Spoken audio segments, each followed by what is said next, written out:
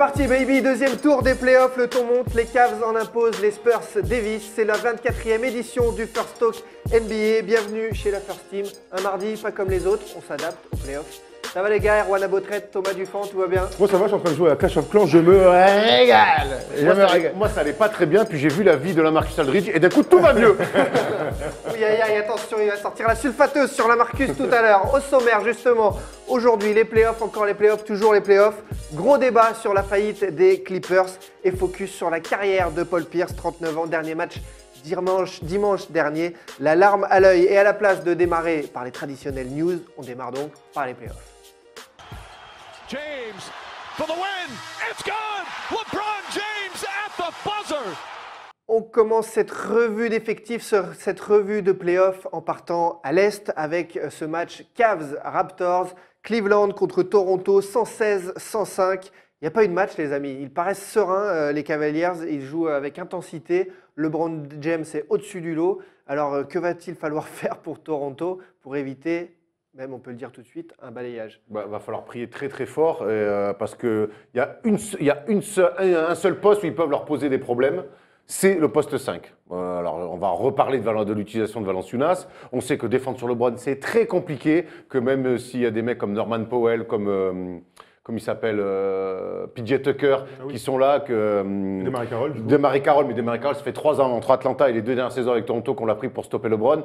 J'attends encore le mec il est en stop, il n'y a jamais personne qui s'est arrêté depuis 3 ans. C'est clair. Donc on sait qu'ils sont plus petits, qu'ils sont sous-dimensionnés physiquement. Donc, mais s'ils ralentissent le jeu un petit peu, s'ils arrivent à appuyer sur ce poste 5 avec Valanciunas, qui peut causer de gros problèmes à Tristan Thompson si ça ne se passe pas dans les airs, mais beaucoup plus au sol, ils pourraient éventuellement essayer de les embêter un peu. Mais sinon là, dans ce basket derrière que vous proposez, comment il s'appelle? Je perds tous les noms. Dwayne Casey. Mais ils vont se faire détruire. D'ailleurs, hier, LeBron, il boit un petit canon tranquille. Enfin, il fait semblant. Mais pourtant, on parlait de Valanciunas toute la saison, de l'apport qu'il pouvait avoir à l'arrivée. Il ne l'utilise pas assez. Enfin, c'est ce qu'on semble voir. Et puis, à l'intérieur, finalement, il ne joue pas plus que ça. Donc, ils vont dans le mur, les Raptors. Le truc, c'est que c'est quand même une revanche par rapport à l'année dernière. On se souvient que c'était la finale de conférence, de la conférence Est, 4-2 pour Cleveland. Et on se dirige vers le même genre de série. C'est-à-dire que donc, Valanciunas joue 21 minutes hier pour 6 petits points et peu d'influence dans le jeu, peu d'influence aussi en défense. Parce que c'est vrai qu'ils ont besoin de lui en attaque, mais en défense, c'est pas Assurance Tourix, ça, nos amis lituaniens. Là. Donc voilà, la question qu'on va se poser, c'est quand même, est-ce qu'ils vont pouvoir répondre d'abord, on l'a dit, LeBron, tu viens de le dire, Erwan, avec les PJ Tucker, les machins. PJ Tucker qui fait plutôt un bon match, qui a 13 points en attaque, mais bon, personne n'arrive à limiter LeBron. Donc si tu n'arrives pas à limiter LeBron, il faut limiter les autres. Le problème, c'est qu'à côté, tu as un mec comme Kyrie Irving qui leur met des misères, cross, lay-up avec la faute, ils se font défoncer. La lumière me défonce les yeux, je sais pas pour vous. Et je vais me lever les yeux, j'ai pris une éclipse dans la gueule. Shot de Javel le matin, ça va pas, hein. Ouais, Kyrie Irving qui est à 24 et qui est trop fort. Ouais, excuse-moi. Oh la vache. Non, mais physiquement, si on ressent justement sur physiquement, là, c'est un peu de ce que tu dis. Ça veut dire qu'ils explosent physiquement et qu'ils. Ils n'ont pas les armes. On va arrêter. Donc là, on essaie de trouver des.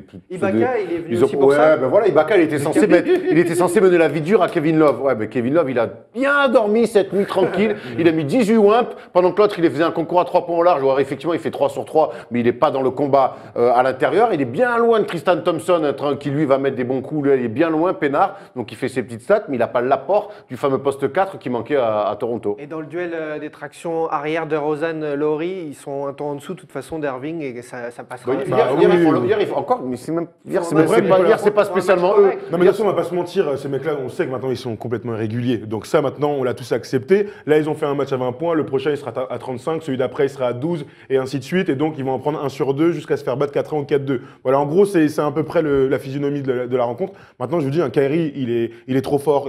Ils peuvent pas défendre. Il y a personne qui peut défendre sur lui. J.R. Smith est bien dans son match. Iman Shumpert, il met un Thomas, mon gars. Oh, oui. Oh, mon gars, tremblement de terre extraordinaire. Voilà, ça fait partie du truc. Si tu défends pas sur les extérieurs et si t'as pas une bonne défense intérieure, je vois pas comment ils vont pouvoir répondre. Et en plus, LeBron, il force pas, il met 32, il est trop fort. 35. Bon, il met 35, c'est pareil. Ils sont battus sur les match-ups des stars, ils sont battus sur les match-ups du banc, ils sont battus partout. Et tactiquement, Dwayne Casey continue à insister en faisant. Moi, je te dis, il faut qu'ils ralentissent le jeu tant que possible. Et puis surtout, qu'ils trouvent autre chose, qu'ils jouent plus grand. Parce que le small ball, c'est bien beau de vouloir répondre au small ball par du small ball. Mais il faut avoir les joueurs pour. Et je trouve que, moi, eux, ils ont Valanciunas. Ben, je te dis, moi, fous-le à Cleveland, Valanciunas, tu verras qu'ils vont faire une autre utilisation. Bon, vous avez compris, les amis, on est pessimiste pour Toronto. Mettez-les nous aussi dans les commentaires ce que vous en pensez. Mais de ce qu'on a vu sur la page Facebook de la First Team pour l'instant, vous êtes un peu du même avis. Les Celtics contre les Magiciens de Washington.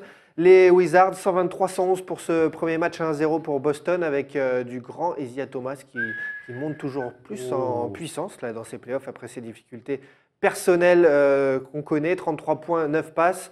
Vous pensez quoi de cette série? Comment est-ce qu'ils vont encore devoir renforcer la donnée physiquement Washington pour les empêcher de briller, les Celtics? On va avoir une bonne série. Alors juste, comme tu viens de dire, Isaiah Thomas était à l'enterrement de sa sœur à Seattle le jour, et puis le soir, il était déjà au match, ou c'était la veille, ou en tout cas, bref, ça s'est joué à très peu de temps, et il est arrivé, il nous sort encore un grand match extraordinaire face à John Wall. On va voir un duel de meneurs, mais alors de très très haute volée. John Wall a l'air bien dans son basket, à faire des crosses, à mettre des petits tirs, on l'a vu très dominant sur le premier tour. Et Thomas, lui, c'est le tueur, 33 points encore une fois, 9 passes décisives.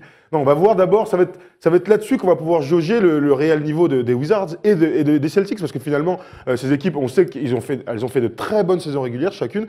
Maintenant, on attendait, c'est quand même les deux outsiders face aux Cavs, on attend de voir qui va prendre le dessus sur l'autre, et c'est vrai que le duel physique à l'intérieur va être intéressant. Markieff s'est fait une petite entorse, à voir s'il pourra jouer pour le deuxième match. Alors, c'est pas une petite entorse, hein, j'en ai bien peur. Bah lui, il a dit qu'il jouerait. Hein. Ouais, non, mais lui, c'est un guerrier fou, mais son pied a vraiment mal tourné. Mais on va revenir un petit peu sur la physionomie du match. 18-0 ou 16-0 16-0, c'est quand même assez rare. Pour Washington. Pour Washington, un départ incroyable des Wizards. Et finalement, derrière, alors c'est toujours très difficile, très tôt dans un match, d'avoir un énorme écart comme ça. Vaut mieux le faire à la fin en général. Hein. Mais derrière, on a vu les Wizards ne pas imprégner leur rythme, ralentir un petit peu le jeu. Ils ont rendu des ballons. John Wall, notamment, tu disais qu'avec ses crosses très bien et tout. Mais derrière, c'est lui aussi, par des mauvais choix, qui remet un petit peu les. Mais de courir, ça fait partie du jeu aussi. Bon, ouais, enfin, en tout cas, on voit beaucoup de pertes de balles, en tout cas, beaucoup de pertes de balles. Et puis surtout, la blessure de Markieff Morris associée à l'entrée en face de Kelly Olynyk, qui a été très fort et du coup qui leur pose un énorme problème. Poste 4-5 bâtard au large, capable de poster, capable de shooter au large. Et qui peut défendre sur ces mecs-là à Washington? C'est Markieff Morris. Ouais. Markieff Morris, c'est pas le mec qui met le plus de points, c'est pas la pièce, la superstar de cette équipe, mais c'est le rouage essentiel. Et on l'a vu que quand il n'était pas là, c'était très compliqué. D'ailleurs, il a été blessé. Et Al Horford, comme par hasard, s'est mis à régner alors qu'il était dans la grande difficulté depuis le début du match. Ça peut être la clé de cette série, cette absence-là. On sait pas. Lui, en effet, il a été plutôt positif, mais à voir si ça va tenir et s'il va pouvoir revenir. Ouais, il ne joue que 11 petites minutes, donc c'est vrai que ça a une influence capitale. Et c'est vrai que c'est ce qu'on dit tout le temps, c'est que Washington a un 5 majeur très fort. Très fort. Chaque poste est très fourni et ils perdent très peu de duels sur chacun des postes du 5 majeur. Donc maintenant, la question, c'est comment ils vont pouvoir réagir. Ils vont mettre Jason Smith en l'absence de Ian Mahinmi sur le poste 4, 4-5, mais c'est pas lui qui va faire la différence sur les Al Horford et tout ça. Donc c'est vrai que ça va être primordial de voir qui peut jouer 4, mais bon, c'est un extérieur quoi. Ouais, mais c'est contre Boston, c'est peut-être la meilleure équipe pour foot Bogdanovic en poste 4. Qui joue 4-5 comme ça et qui joue avec Al Horford. Ça leur pose un gros problème. Gortat a été bon aussi, on va voir un petit peu. C'était un bon match. Ouais, mais je pense que les Wizards ont fait un excellent premier match et qu'après ils sont un petit peu perdus dans leur basket. Et à suivre aussi le match-up entre Bradley Beal et Avery Bradley. De toute beauté. C'est de toute beauté. On parle beaucoup d'Isaiah Thomas face à John Wall, mais Avery Bradley Beal, c'est quand même un super duel. Ça défend fort des deux côtés, ça attaque fort des deux côtés. C'est vraiment une série, je pense, qui va aller assez loin, en tout cas, on le souhaite. Et un petit mot pour Jake Crowder qui a mis 24 hier, qui a mis 24 dimanche soir et qui a été très fort lui aussi. Et le fait que Boston, dès le premier tour, ait dû s'adapter perpétuellement face à Chicago, sortir déjà les gros bras pour s'en sortir, c'est une force pour jouer Washington. De toute façon, psychologiquement, mentalement, ce qu'ils ont fait, ce qui leur est arrivé au premier tour, qui aurait pu les tuer. Et ils s'en sont sortis, ce qui ne tue pas rend plus fort. Et clairement, les Celtics, ils ont un avantage psychologique, même avant le premier match, face aux Wizards, qui eux déroulent. Mais les autres, c'était vraiment une force physique incroyable, psychologique. Avec les gros duels là, dont on a parlé, Bradley, du côté de John Wall et Isaiah Thomas, est-ce que l'apport de Marcus Smart va être prépondérant au final pour apporter le petit truc en plus? Bien sûr. Alors Marcus Smart, je regarde ses stats sur le premier match. Il a été bon. Il joue 31 minutes à 6 points, 3 blocs. 3 steals. Non, mais il est- Donc voilà, évidemment que il a- Marcus il a- Smart va il être a- très intéressant il a une dans influence sur le d'abord, jeu, ouais. d'abord, L'impact. voilà, John Wall va falloir défendre dessus, même Byron Jennings quand il est sur le terrain va falloir défendre dessus, et lui, Marcus Smart, c'est quand même sa force première. Il joue beaucoup, c'est ses 6e hommes un peu titulaires dans l'âme, qui vont jouer les fins de match, qui vont mettre des gros tirs, qui n'ont pas peur de prendre les responsabilités. Et évidemment, Marcus Smart est un joueur que nous, on adore depuis la fac. On espère en tout cas qu'il va jouer au moins un aussi bon niveau qu'au premier tour, tu vois, pour avoir une influence Il sur a la l'air série. bien là dans Il est bien, C'est il est un très bien. plus pour Boston, du coup, Ah, pour bien sûr. faire la diff. Ils ont- Facteur mais X. les deux Oui. équipes, Toujours favori Boston ou pas pour vous? Moi, de toute façon, j'avais Ouais, vu. c'est kiff-kiff, hein. Non, moi, je vois Ouais, je vois Washington passer depuis le début et je continue à croire parce que quand je vois quand même le début de match, ils leur posent de gros soucis. Ils ont du mal à s'adapter. Et après, ils mettent des tirs. Crowder, il met 24 points. Bravo à lui. Je suis pas sûr que Jay Crowder tourne à 25 points sur la série. Voilà, ils ont mis dedans comme des cochons. Maintenant, je crois que les Wizards, ils sont plus armés, notamment avec un secteur intérieur plus fourni. Maintenant, s'il n'y a pas Markieff Morris, ça change beaucoup la donne. La dernière petite stat, tu l'as dit, ils ont mis dedans. Ils sont comme à 19 sur 39 au tir, à 3 points, les Celtics. C'est énorme. 48% au tir, c'est incroyable. J'ai du mal à croire que sur chaque match, ils vont pouvoir réitérer la performance. On reste à l'Est, les amis. On vous donne un mot sur les équipes éliminées. On commence avec du positif. Milwaukee, le meilleur avenir. Erwan. Le ça, meilleur on peut avenir, le dire. on rappelle qu'ils étaient privés depuis le milieu de la saison de Jabari Parker, alors que Chris Middleton revenait. Ils se sont accrochés, ils ont eu un début de mois de janvier très compliqué, ils étaient chauds pour les playoffs, ils sont passés quand même, et puis ils ont fait une belle série de playoffs. Voilà, maintenant il faut construire. On sait que la dernière fois ils sont en playoff, l'année d'après, ça a fait mouche, ils n'ont pas fait les playoffs. Là, on espère que Jabari Parker va revenir très vite, qu'ils vont consolider peut-être ce rôle de meneur autour de leur meneur Brogdon. Voilà, il y a des choses à faire aussi, trouver un poste 5 un peu plus, mais voilà, l'avenir vraiment, il y a des jeunes, il faut que le noyau reste et surtout qu'il n'y ait pas de blessures. En fait, le truc, c'est que, ouais, il n'y avait pas de blessure quand même. 2 fois, elle est croisée pour Jabari Parker. Chris Middleton qui a eu quelques problèmes avant de revenir à un bon niveau. Sauf que Giannis va arriver à un niveau là qui va être exceptionnel. Bah là, on parle d'un mec Oui, qui mais va ça, prendre des voix pour le MVP cette année. Évidemment, ça fait partie de l'évolution des choses. On le voit l'année prochaine à plus de 25 points. Il va approcher des stats incroyables, des 10 rebonds, des 7 passes, des 3 comptes, des 3 interceptions. Voilà, on voit ces stats, merci Polo. Et le top 20, c'est la première fois dans l'histoire. Top 20 dans 5 catégories statistiques, c'est extraordinaire. Alors, il y a quelques postes, évidemment, où il faut bien être déterminé. Évidemment, tu l'as dit, Anton Maker sur le poste 5, à la main. Mais en tout cas, on sent que c'est une équipe jeune qui a de l'allant, avec des rôles qui se sont trouvés, comme Greg Monroe. On ne savait pas s'il allait jouer poste 5 ou poste 4. Il venait avec un gros contrat, et là, il arrive à la fin. Qu'est-ce qu'ils vont en faire ? Voilà, ça va être intéressant de voir tout ça, mais en tout cas, ils ont énormément de potentiel. Et l'année prochaine, on ne serait pas surpris qu'ils arrivent top 5 à l'Est, et puis une vraie force pour les années Il à faut venir. confirmer, on sait que c'est le plus dur dans le basket. Exactement. Tu as prononcé le mot MVP, juste à parté là-dessus. Le fait que le titre soit donné après la saison. Ça Mais change un de- clos avant. Hein, les Ouais, votes clos clos avant, bien sûr, heureusement. Mais du coup, ça perd un peu de son charme, non? On va être en vacances. On verra comment se passe la cérémonie. Moi, je suis. C'est les Awards, hein, mais, c'est Drake Ça qui... bien, ouais. ça bien, ouais. Ben, j'attends de voir la cérémonie. Il faudrait que la cérémonie soit vraiment top parce que là, c'est vrai que ça Si me on est manque pour invité, l'instant de ne pas surtout si on est savoir. invité. Mais on sera invité, toi. Non, moi, je trouve que c'est une super On idée. aura hein. un lien. On aura un lien. Ah ouais, mais je trouve que c'est une super idée. La Je saison trouvais... est terminée, tout le monde est en vacances, non? Mais moi, je trouve que... Ouais, mais c'est aussi... faut se dire que c'est aussi le moment où tous les joueurs... Bon, ils ont toute l'année pour ça, hein, mais c'est la cérémonie des joueurs. Tu vois, ils sont D'accord. tous là, on va se marrer, ça va être cool, il y aura du son, il y aura Drake, il y aura... Ouais, la il y aura saison est terminée, au il y aura moins, ils sont des... tranquilles. Ouais, voilà, Vita. et voilà. Et puis ça évite surtout... Il y aura Vita pour Diaz, santé. Diaz. Et puis c'est surtout pour éviter les titres de MVP quand t'es éliminé des playoffs comme Nowitzki en 2007, où t'as l'air con. Oh, t'es plus en Ouais, playoff, tu vois. Ou les conférences de presse dramatiques entre 2 matchs avec 6 journalistes, Moi, je préfère avec le ça. son qui résonne. Alors, je voudrais remercier, Et non, par contre, ce qui est chiant, c'est que tu sais, moi j'adore quand ils ont leur trophée de MVP et qu'ils le présentent au public. Ah, ça, je m'en régale. Et ça, il n'y aura pas cette année-là, ce sera peut-être pour le premier match de la saison l'année prochaine. Alors, autre rentrée qui sera compliquée. Pour Chicago, faut-il virer Fred Hoiberg? oui. Erwan, je ne te Et pas pose pas la seulement. question. C'est pas seulement virer Gar Forman, virer de John Paxson, virer Fred Hoiberg, retrouver dans Ménage, cette grand équipe ménage au le bout. grand ménage, ouais, parce que ça ne marche pas, ils se marchent sur la tête. Voilà, on voit les saisons en trompe-l'œil, évidemment, ils sont en play-off avec une Assez attaque équilibré. cata, une bonne défense.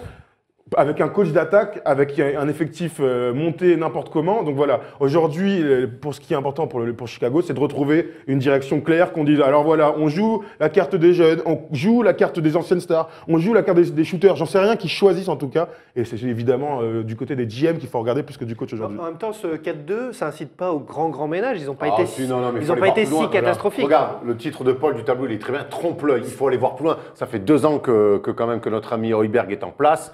2 ans. On dit souvent qu'il faut laisser du temps au coach. Très bien, 2 saisons, ça me paraît quand même un temps assez juste, en fait, là. assez juste. Mais il est arrivé, Thomas l'a dit, c'était un coach offensif. Il n'a jamais mis une attaque en place. Alors au début, il y a eu Noah Rose qui apparemment avait un effet. Les anciens Thibodeau, ils les ont virés cette année. Il n'a rien non plus mis en place avec des joueurs qui semblaient pourtant le suivre à la base. Voilà, il n'est pas respecté par ses joueurs. Il n'y a qu'avec Rondo sur la fin où il a réussi à trouver Sur 2 semaines. sur 2 semaines, un petit semblant. Et malheureusement C'est pour ouf. lui, C'est pour il- ça, oui. et C'est malheureusement l'amour pour lui, des c'est vacances. Non, mais tu peux pas construire sur 2 L'illusion. matchs de playoff où Rajon Rondo est bon. Tu vois ce que je veux dire? C'est- Ah mais non, de toute façon, faut tout péter là. Faut tout Mais péter. même moi, j'ai même une interrogation autour de Jimmy Butler qui, honnêtement, se plaignait quand il y avait Noah Rose, que ça s'appelle le leader. Après, il se plaignait de Hoiberg, il se plaignait de ses joueurs. C'est un mec qui se plaint quand même énormément. Alors, ok, tu as été All-Star, tu quand même pas encore la méga superstar, tu pas Kevin Durant, tu pas LeBron James. Moi, j'ai une vraie interrogation autour de ce mec-là qui est très fort, qui a un niveau All-Star. Mais est-ce qu'il est leader? Est-ce qu'il emmène les gens avec lui? J'ai un petit peu de doute avec ça. Puis le cas de Wayne Wade aussi. Hein. Ouais, En bien fin sûr, de mais contrat. qui devrait partir lui différent aussi. comme, Ouais, Il a bien raison, va. ouais. Rondo est là pour l'année t'as prochaine. mis- Hein. Ouais, le Rondo est là l'année prochaine. Autre équipe à l'Est éliminée, Boring Atlanta. Hawks sont-ils condamnés à ne jamais gagner les Hawks d'Atlanta? Oui, moi j'ai envie de te Là, dire oui. En c'est fait, la tristesse de cette franchise. ouais, ce qui est hyper paradoxal, c'est d'abord une équipe super régulière. Alors, toujours placée. Ah ouais. Toujours placé, c'est quand même dur de dire ah, vous êtes nuls, ils sont pas nuls, c'est une bonne équipe de la conférence Est. Et tu vois, j'ai toujours ce truc à me dire. C'est le Stade Rennais en Ligue 1. Waouh, c'est c'est Rennes. C'est Sainté. Non, Si, Sainté, c'est il y a la Sainté. Coupe d'Europe, Ah, il y a des Sainté, il y a eu, Non, non, La il y a eu Coupe des d'Europe, trucs. gros, il la joue jamais. Bon, bref, passons. Bref, tu rigoles, c'est Non, mais Rennes. Sainté, Bon, quelque chose Sainté derrière. maintenant, je te parle pas de Non, trucs. non, Rennes. Ah, t'es dur. Bref. Bref, en tout cas, Il y a pas de moi je me dis, passion autour de- il n'y a pas de passion, mais par contre, je me dis que c'est une équipe qui a un transfert d'être une super team. Tu vois, ils ont plein de joueurs. Imaginons, je vous dis, imaginons que Paul George débarque contre je sais pas qui. Paul George, une star comme ça, tout de suite. Tu te dis, mais ils pourraient peut-être jouer le titre. Ils ont un bon coach, tu vois, ils ont pas mal de bons joueurs, ils ont un bon système, ils ont une franchise qui est stable. Si tu as une star, peut-être que tu peux grimper. Le problème, c'est qu'il faut aller la chercher. hein. Tu vois ce que je veux dire? Je crois que tu viens de dire un truc terrible, c'est qu'ils ont pas mal de bons joueurs. Et au final, Ah oui, bah oui. non, mais c'est quand tu as trop de bons joueurs. Pas je de trouve que- All-Star, voilà, mais en tout c'est cas, ça, au ouais, final, mais ouais. c'est comme être partout et nulle part à la fois. C'est comme vouloir tout faire, au final, tu fais La rien. polyvalence. Parce que c'est quand même la seule salle, les Hawks, où il te file du Viagra avant le début du match pour avoir la goal, tellement qu'on se fait chier avec Charlie Oleg qui joue du synthé. Et pourtant, c'est une équipe qui a des résultats et qui a un bon coach. Non, mais c'est ça. Mais il faut venir Dwight Howard, qu'est-ce que tu veux? Mais pas ouais, mal, mais un ouais, bon choix, c'est un bon choix. c'est un très bon choix. D'ailleurs, c'est même s'il est dramatique en playoff et qu'il a encore fait une sortie dans la presse Ah, il a plutôt respecté. moyenne. Ah, mais il Oui, passe sa vie de toute à façon, chialer, lui. c'est jamais sa faute, hein, de toute façon. Mais je trouve même encore que ça reste un bon choix. Maintenant, effectivement, je pense qu'il faut peut-être bazarder 5-6 bons joueurs. Tu as des Muscala, c'est pas mal. Même Bazemore qui fait des choses, mais est-ce que tu vas Mais franchir bref, tous les mecs est-ce que tu là, vas au milieu, franchir là. des caps avec Non, ça? bien sûr. Non. Alors va essayer de chercher une vraie superstar, un vrai visage de la franchise. Il y a que En tout cas, du- Paul Millsap est en fin de contrat, ça va être Il va se intéressant barrer. de voir s'il lui propose ça, il va prendre hein, au bout d'un moment 200 millions, moi je prends. hein. Mais j'adore beaucoup Millsap, mais il faut Bah, c'est pas non vraiment plus, c'est une pas une méga star. superstar. Bah, Dennis Schroeder, Dwight Howard et Paul Millsap, ce sont des bons joueurs, soit All-Star avant, soit All-Star maintenant, soit potentiel All-Star. Mais c'est pas le mec qui va te faire gagner ce foutu titre. Ou en tout cas aller en finale de conférence et imaginer passer LeBron. Faut toujours avoir ça en tête. L'évolution de l'Allemand Schroeder, vous la voyez comment il peut bon tenir joueur. cette franchise, mais Ouais, il est assez curieux par certains comportements et certaines déclarations, mais il a quand même cette grande qualité, c'est d'assurer sur le terrain. Et on l'a vu même face à John Wall, alors qu'il dit j'aimerais bien entraîner avec toi cet été. Eh ben, il a quand même tenu la dragée haute. Bien sûr. Non, mais avec lui, il y a moyen de construire des choses. Mais une foutez-moi star. une putain de superstar à l'aile, quoi. Ouais, clairement. ça pourrait venir. On file à l'Ouest, les amis. Here comes George to Kobe Bryant. Bryant inside. It's good. It's good. Tie game. Du côté de la conférence Ouest, ce deuxième tour de ces playoffs, et donc les Spurs, certains l'avaient vu venir, balayés par les Rockets, 126-99, 22 sur 50 à 3 points, record de franchise pour Houston. Incroyable. Ah, ils étaient en mode arrosage automatique de folie, 20 points pour Et qui vise Harden. juste, hein, ça vise Et juste. ça hein. visait plutôt Ah juste, ouais. plutôt pas mal. On voit en face, ça a été très compliqué. Alors, ils ont été emportés par la fougue des Rockets. Qu'est-ce qui s'est passé lors de ce match 1? Bah, ils ont pris, comme tu dis, ils ont pris la grêle, comme j'aime bien dire. C'est-à-dire que moi, je vois les Rockets passer, hein, je l'ai annoncé. C'est vrai. Après, pas grand monde aurait pu imaginer une victoire de 27 points sur le premier match.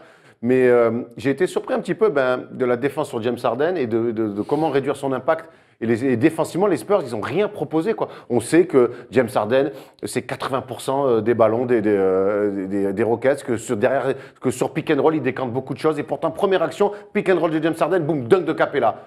Je fais, ah bon, d'entrée, ça commence comme ça, on n'est pas prêt comme ça sur pick and roll, on ne sait pas que. Et toute la première mi-temps, ils se sont fait châtier là-dessus. Et en plus, derrière, Ariza, ça met dedans, c'est pas une nouvelle. Les autres à côté, ça met dedans, c'est pas une nouvelle. Ryan Anderson, c'est pas nouveau, il met dedans. Ils se sont fait démonter en attaque. Nous, là, de toute façon, on est d'accord, on a regardé le match matin ensemble. Et c'était la crainte qu'on avait avant la série. Comment les Spurs, donc avec leur qualité de jeu mais en défense, il y a Kawhi qui est trop fort, Danny Green qui est censé être un bon défenseur. Derrière, il n'y a pas de grand défenseur à l'intérieur, il n'y a pas de très bon défenseur à la main sur le poste de James Harden, même si ils envoient Danny Green évidemment. Comment ils allaient répondre au pick and roll tête de raquette, qui est aujourd'hui l'arme absolue du basket, surtout quand tu as un mec comme James Harden qui peut à la fois garder le ballon, prendre des pics, accélérer. Parce que si c'est moi qui fais les pics centraux, ça va être. Ouais, si c'est nous deux, c'est moins dangereux. C'est moins dangereux. C'est moins dangereux. Il y a moyen qu'ils arrivent à défendre sur nous, ce enfoirés. Et James Harden, il a régalé. Il fait 20 et 14 sur ce match, 20 points, 14 passes, mais c'est comme s'il avait mis 55 points. Il a pris des drives, incroyable, extraordinaire. Je l'ai trouvé extraordinaire, mais de facilité. À aucun moment, les Spurs ont dit, on va le mettre dans le dur. Tu vois, avant, Bruce Bowen, mine de rien, il arrivait, il mettait ses pieds, il mettait ses coudes, il mettait des coups de pied aux gens. Sur toute la saison, personne n'a réussi à arrêter Harden. Pourquoi oui, mais en play-off, c'est le moment où tout se ralentit. C'est le moment où il y a des stratégies très claires, de trucs. Il ne faut pas qu'il ait la balle dans les mains. Voilà, là aujourd'hui, t'es obligé, il faut aller le trapper. À gros, t'es obligé. Il faut lui faire lâcher la balle très rapidement. Et je trouve que là, ils ont subi dès le début. Et puis après, ils se sont jamais adaptés. Après, en plus de ça, Dedmon ne joue quasiment plus. Alors que toute l'année, on a loué son apport avec son profil unique dans cette équipe. C'est-à-dire que c'est un mec qui dissuade, qui est très vertical, qui est dur au mal. Aldridge, Gasol, Lavidli, c'est des scoreurs. Il était absent d'Edmond jusque-là. Il est revenu, mais il n'est jamais revenu vraiment dans la rotation. Alors qu'il était dans le 5 au début du playoff. Et regarde un mec comme Capella qui a un peu le même profil qu'un Dedmon et tout. Et ben en face, ils sont battus dans les airs. Et comment c'est possible, alors justement on en vient à l'intérieur, que Capella, qui n'est pas le plus grand nom de la NBA, il fasse des ravages à Gasol Aldridge, même si on sait que les deux, c'est pas des grands défenseurs. Attends, d'abord les stats de Capella. Voilà, je veux dire à ce point-là, quoi. Capella, 25 minutes, 20 points à 8 sur 10 au tir, 13 rebonds. Et Néné, qui s'est fait exclure, on en parlera peut-être un peu après, Néné Hilario, hier, c'est 16 minutes pour 7 points, 5 rebonds. Erwan. Mais voilà, donc on va commencer par Pau Gasol, qui Pau Gasol est quand même en fin de carrière. On sait pour moi, il a donné ses dernières plus belles années aux Bulls sur les 2 dernières saisons où il était plutôt bon. C'est pas lui qui va faire la balance défensive. C'est pas lui qui va faire la balance défensive, mais on sait que c'est compliqué aujourd'hui dans le combat. Donc pour Gasol, je suis un peu plus. On connaît ses qualités, on connaît aussi ses défauts. Déjà aux Lakers, on le pointait un petit peu du doigt quand ça allait mal pour dire. T'es un peu soft. Donc on le sait. Il y en a un, par contre, il faut qu'on m'explique. Là, Marcus Aldridge, il a été signé pour quoi faire? Pour être un joueur de complément ou pour être la deuxième arme offensive derrière? Si ce n'est la première, si c'est la première. Derrière la Marcus Aldridge. C'est catastrophique ce qu'est en train de faire ce garçon. Ça fait pas mal d'années que je le dis. Step up, il est en mode fonctionnaire. Regarde, je te dis. Les playoffs, c'est d'aller au combat. Alors là, Marcus Aldridge, espèce de chien vert, au combat pour les Spurs parce que tu t'es fait casser la gueule tout le match. Il est pris dans tous les impacts. À un moment donné, il est en post-up sur James Harden, il se fait piquer la balle et tout. Il n'est pas prêt à jouer. Je te demande même pas de mettre 35 points. Je te dis simplement, au bout d'un moment, tu es en demi-finale de conférence de playoff. Tu t'es branlé toute la saison. Mouille le maillot. Comme il chante les supporters marseillais, mouille au moins le maillot. Bon, en tout cas, la Marcus Aldridge sur ce match, stat extraordinaire. J'ai pas fini sur la Marcus Aldridge. J'ai un selfie de la Marcus Aldridge après le match. Selfie de la Marcus Aldridge après le match.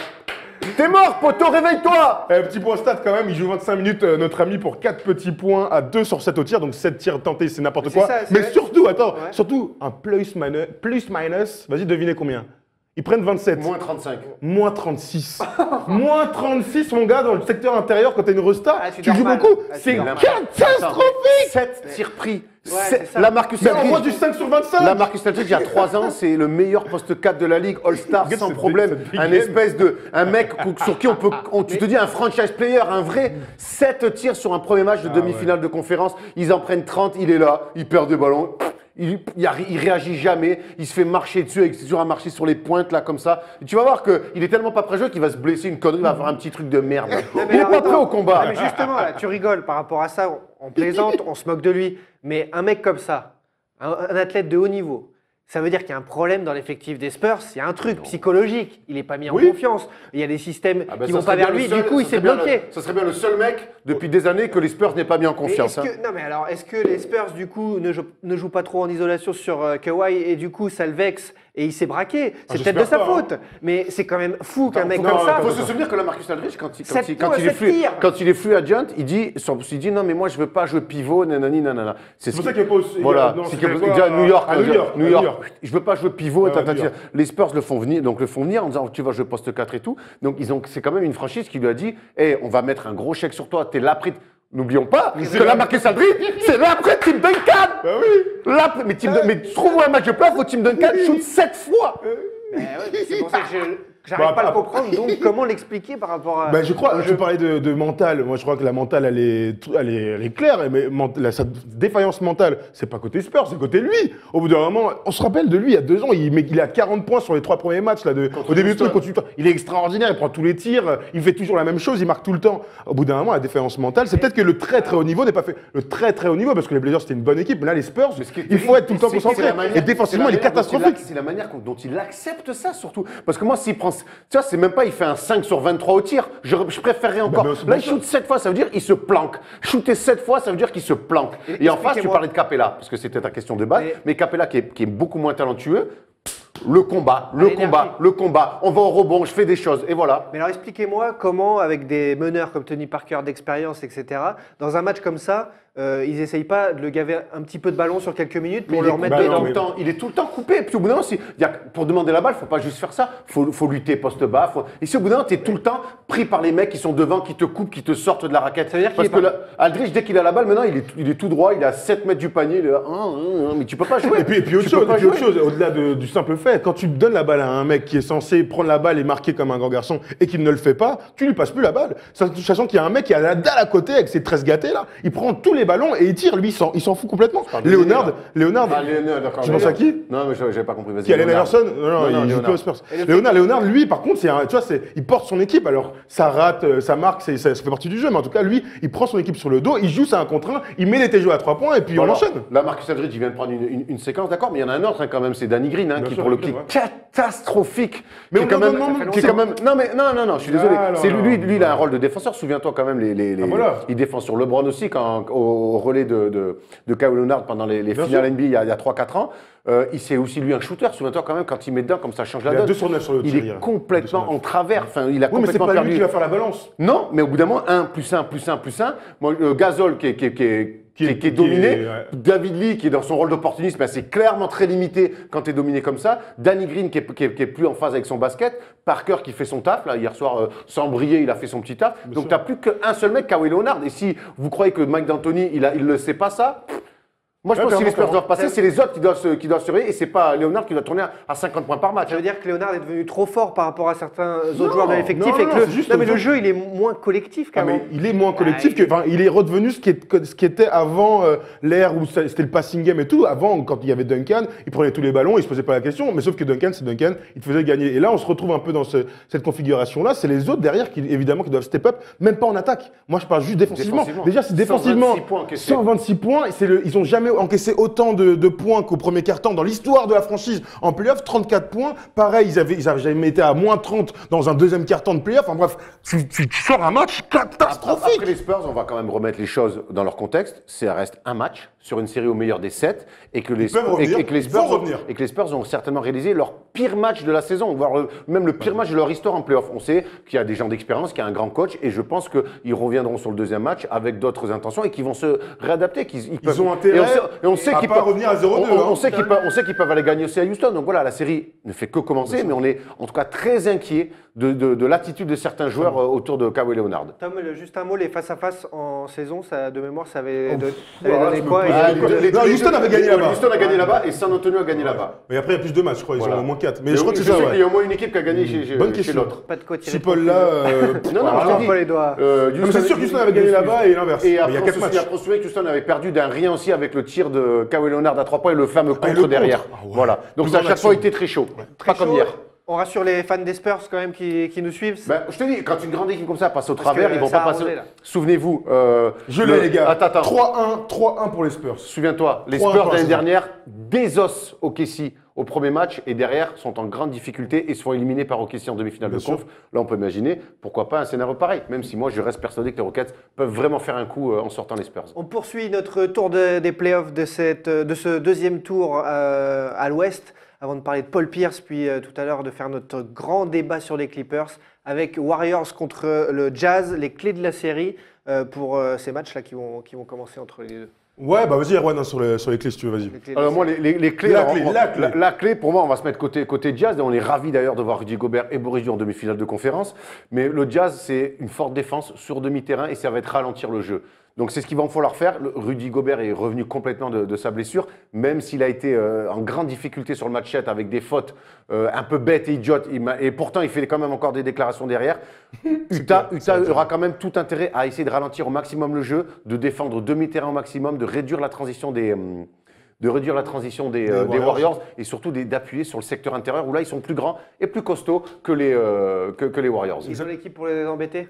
Ouais, moi, franchement, sincèrement, si on me demandait, bon, j'enlève les Cavs, hein, évidemment, si on me demandait quelle équipe autre que les Cavs peuvent vraiment embêter les Warriors, et j'y pense depuis l'année dernière, c'était même pas en playoff, c'est le Jazz, parce qu'ils ont à la fois cette capacité à défendre sur les extérieurs, donc avec les George Hill, les Rodney Hood, je sais pas qui encore, Gordon Hayward, les machins, c'est des mecs qui peuvent tenir la dragée face aux Warriors et à leur jeu d'attaque, et évidemment, Rudy Gobert, qui à la fois peut chasser les mouches et puis d'un côté peut défendre sur les pick and roll. On a vu l'énorme différence sur la première série quand il était absent et quand il est revenu. C'est-à-dire que quand il y avait le grand là, comment il s'appelle encore ton gars, le grand pivot blanc là, le grand pivot blanc, ton gars sûr, Whitey qui revenait au service après Derek Favors, il se faisait allumer sur les pick and roll de Chris Paul. Dès que Rudy Gobert est revenu, et ben tout d'un coup on retrouve une équipe, une assise défensive bien plus intéressante. Après on sait que le spacing chez les Warriors, il est autre que le spacing chez les Clippers et qu'il va y avoir beaucoup plus d'espace et qu'ils aiment bien. Et là Rudy Gobert va peut-être devoir faire 1 ou 2 mètres en plus sur les pick and roll et là il va être un petit peu dans le dur. Mais après il faut jouer Pachulia et trucs, donc normalement il peut jouer. Après ils ont plus rien, ils ont réussi leur saison. De toute façon le Jazz c'est une équipe jeune, et ben voilà ils ont rien à perdre et qui jouent leur va-tout.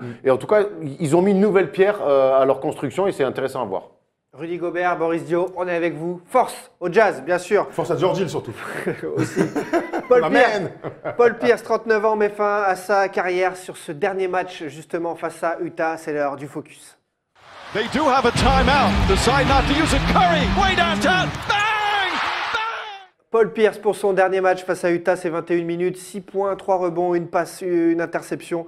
Voilà son dernier bilan en carrière de Paul Pierce, l'homme au sang glacé. Ma man, vrai gars. C'est partie de la tranche des vrais gars, faut pas se mentir, Paul Pierce. Vous avez fait kiffer, franchement, c'était peut-être le meilleur moment du match au ciné, tous ensemble là. C'était à la fin, il a même pas beaucoup fêté, il était un peu. Tu vois, j'aurais préféré quand même qu'à la fin, limite, ok, ils se font sortir au 7e match des playoffs du premier tour et tout, mais voilà, merci à tous, c'était cool, c'était un peu son farewell et tout, mais tu vois, c'était un peu compliqué, mais. Est-ce que c'est aux Clippers, c'est chez les Clippers de le faire? Est-ce qu'il réalisait aussi vraiment? Il était fou. Non, je pense qu'au début, j'étais un peu dégoûté, mais là. Je pense qu'il réalisait déjà le match 6 à Utah, il s'est vu perdre là-bas. T'as vu Chris Paul d'ailleurs? Chris Paul qui dit sur le banc, qui dit tu ne verras pas à Salt Lake City. Il a raison. Quelle ville de naze pour prendre une retraite. Bref, en tout cas les Clippers, ça sera juste la dernière marche de la carrière de Paul Pierce, mais ça reste un joueur. Reste un joueur immense qui n'a jamais eu le crédit d'un Kobe ou même d'un Tracy McGrady, tu vois, l'espèce de truc market qu'il y avait autour de ces mecs-là et tout. Et pourtant c'est un mec qui a causé du souci à beaucoup de gens, qui a été d'abord d'une fidélité énorme aux Celtics. Il a connu les vraies bonnes galères et jamais on l'a entendu dire je veux partir, je veux ci, je veux ça. Il a quand même commencé sa carrière avec Antoine Walker, ce qui est il y a quand même plus facile. Et ils vont en playoff et tout. Et lui, donc Walker lui a fait des scènes et tout. Et lui est toujours resté d'une fidélité rare, et c'est devenu une vraie légende quand même chez les Celtics. Lui, né à Oakland, grandi à Inglewood, quartier de Los Angeles, qui est devenu une légende à Boston. Mais rien que pour ça déjà. Fan des Lakers. Voilà, et fan des Lakers en plus, rien que pour ça déjà, chapeau. Ouais, Default Star. Et puis c'est vrai que tu t'as parlé de Kobe, tu as parlé de T-Mac et tout ça, d'Allen Iverson aussi. C'était vraiment cette génération, donc moi quand j'étais ado et tout, où on était à fond, tu vois, c'était des duels de 1 contre 1. On est en train de voir là son super palmarès, donc NBA champion évidemment, hein. Default Star. Une fois NBA Second Team, tu vois, ça fait partie quand on parle de crédit. Il a jamais fait mieux que 7e en 2009 au trophée de MVP, tu vois, donc ça fait partie de ce truc-là. Il a jamais été dans la course réellement au trophée de MVP. Malgré tout, c'est un gars qui, quand il part, toute notre génération, là, on se dit waouh, c'était un vrai gars. Et pourtant, ce que tu disais, Thibaut, on n'était pas tous fans de Paul Pierce à un moment donné, mais il a réussi à convaincre, évidemment, avec cette magnifique épopée de 2008 avec Kevin Garnett et Ray Allen. Et au niveau de l'aura, justement, vous voulez expliquer comment le fait qu'il n'ait jamais été si haut, parce qu'il en a fait des exploits sur le terrain. Il était clutch à fond, il était les tomards, ouais. Parce qu'il était trop bien entouré à Boston. Alors, il n'a pas toujours été trop bien entouré. Non, mais après, il y a- les années où ça tu réussit. sais, il y a des joueurs qui sont comme ça, où les grandes marques qui gèrent ça, le market, eh ben, ils vont dire, tiens, lui, il va faire vendre des trucs et tout. Moi, je me souviens d'une pompe Adidas T-Mac. Tu as te souvenir d'une chaussure Paul Non, Pierce il avait une chaussure un peu spéciale, mais il n'a jamais eu de Voilà, signature. il a Oui, bien jamais eu sûr. de signature et tout, donc ça Pourtant, fait il est à pas- Boston, tu vois, ça qui est dingue. Mais c'est un mec, mais c'est quelque part aussi ça qui a renforcé sa légende. C'est un mec, c'est un thug, Paul Pierce. On se souvient quand même que sa carrière a vu s'arrêter très tôt. Lors d'une intersaison, il prend 17 coups de couteau au sortir d'une boîte, il a failli y rester, et il revient, et il était prêt pour la saison d'après. C'est un thug, Paul Pierce. Sa manière Ouais, de ça faire quand regarde. il est au Wizard, quand il met le tir pour la gagne, il est là, il fait. I call bank. You call bank, donc c'est quoi? You call bank, I call game, tu vois.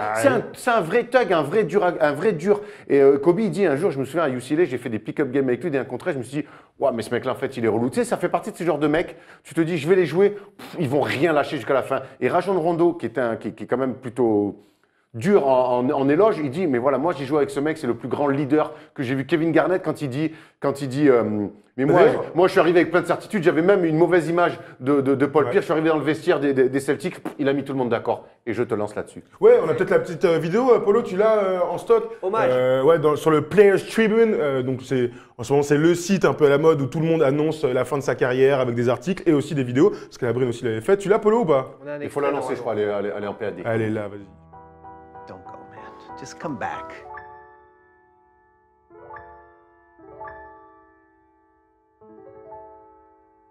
The truth. The truth. Paul Pierce is the truth. Long live the truth. The name that I created, the truth. Truth.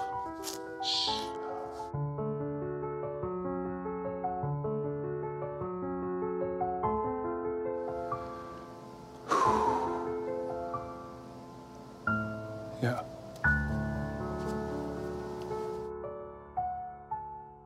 C'est comme les frissons, hein. Quelle Ouais. émotion. Quand on voit Kevin Garnett, on sait que c'est un émotif. Mais oui. Hein. Mais quand on le voit dans cet état, tu vois, on parle pas. Il prend juste la fin de sa carrière, entre guillemets, tu vois ce que je veux dire. Mais tout le monde est là à se dire, waouh, c'était un vrai gars, il nous a fait kiffer. On voit Kobe, donc c'est là où il a dit, quand on jouait l'un contre l'autre. Et c'est vrai que ça fait partie de ces mecs-là qui sont de la même génération, qui se tiraient la bourre à fond. Et on se souviendra tous, évidemment, de cette incroyable finale de 2008 où ce petit enfoiré sort en fauteuil roulant et revient mettre des TG avec la planche. Il me rendait ouf. Et avec la faute. Et avec la faute, mon gars, mais je voulais le brûler à ce moment-là, mais bon, c'est un vrai gars, il n'y a rien à dire. Juste sur son surnom qu'on voit dans la The vidéo, Truth. The Truth, Shaq le dit. C'est, Ah, mais c'est il a moi qui inventé l'ai la créé. moitié des Ça s'est des fait- nicknames. Ça s'est fait comment, justement? bonne question. C'était du chambrage. C'était du chambrage entre les C'est deux. une bonne question, une C'est vraie une colle question. d'ailleurs. Mais non, d'ailleurs, mais en plus, je crois que je l'ai lu. l'historique. Alors, je vais pas dire de bêtises, mais bon. Ouais.